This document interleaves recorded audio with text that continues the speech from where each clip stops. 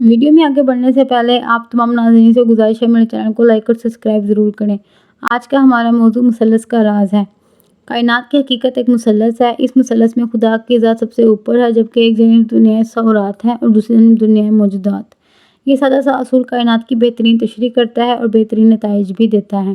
اسرائیل کے جھنڈے پر بھی دو مثلثیں بنی ہیں جو بقول یہودیوں کے ان کا مذہبی نشان ہے۔ اس مذہبی نشان کا کچھ مطلب ہے جو لوگ نہیں جانتے، بلکہ عام یہودی بھی نہیں جانتے۔ صرف خاص یہودی جانتے ہیں کہ اس مذہبی نشان کا اصل مطلب کیا ہے۔ اسرائیل کے جھنڈے پر دو مثلثیں بنی ہیں، ایک سیدھی مثلث اور ایک الٹی مثلث۔ الٹی مثلث سیدھی مثلث کے اوپر پڑی ہے، جبکہ ایک نیلی پٹی اوپر کی جانب ہے اور ایک نیلی پٹی نیچے کی جانب ہے۔ اسرائیل کے جھنڈے پر موجود سیدھی مثلث اللہ تعالیٰ کی حاکمیت کو ظاہر کرتی ہے، جبکہ اس سیدھی مثلث کے مخالف ایک الٹی مثلث دجال کی حاکمیت کو ظاہر کرتی ہے۔ جھنڈے میں اوپر کی جانب نیلی پٹی آسمان کو ظاہر کرتی ہے، اللہ تعالیٰ آسمان پر موجود ہے، اور جھنڈے میں نیچے کی جانب نیلی پٹی سمندر کو ظاہر کرتی ہے، جو اس بات کی علامت ہے کہ دجال زمین کے اندر کسی سمندر میں موجود ہے۔ ایک آسمانوں کی بلندیوں پر ہے اور دوسرا زمین کی پستیوں میں۔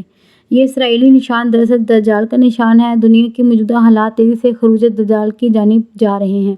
اس وقت دنیا میں دجالی دور اور دجالی نظاموں کا آغاز ہو چکا ہے، جو اس بات کی علامت ہے کہ یہودیوں کے مسیح کی آمد ہے، جس کا انتظار وہ صدیوں سے کر رہے ہیں۔ موجودہ دور میں عالمگیریت سب سے بڑا اور تباہ کن دجالی نظام ہے۔ اس نظام کا مقصد پوری دنیا کے لوگوں کی سوچ، فکر اور تعلیم کو یکساں کرنا ہے۔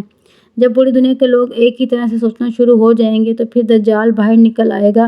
ایک لمحے سوچیے، کیا 21 صدی کا انسان، خواہ اس کا تعلق کسی بھی علاقے سے ہو، ایک ہی طرح سے سوچنا شروع ہو گیا ہے؟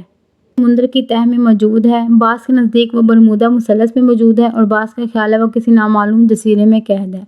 حضرت عبداللہ بن بصر رضی اللہ تعالیٰ عنہ سے روایت ہے کہ رسول کریم صلی اللہ علیہ وآلہ وسلم نے فرمایا، جنگ عظیم اور قسطنطنیہ کی فتح کے درمیان 6 برس کا فاصلہ ہے اور 7ویں سال دجال نکلے گا۔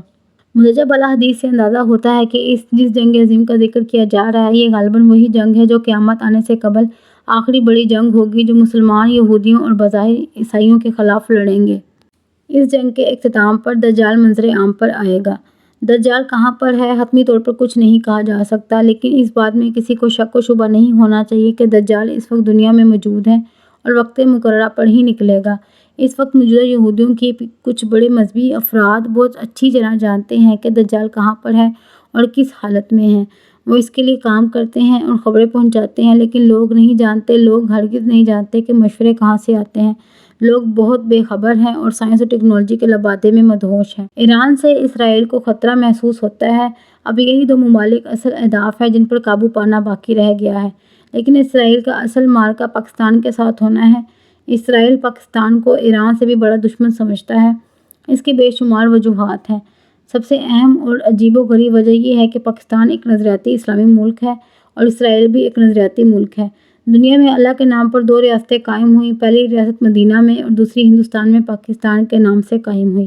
مدینہ میں خیبر جو یہودیوں کا مسکن تھا اور مسلمانوں کے خلاف مشرکین مکہ سے مل کر سازشیں کرتا تھا۔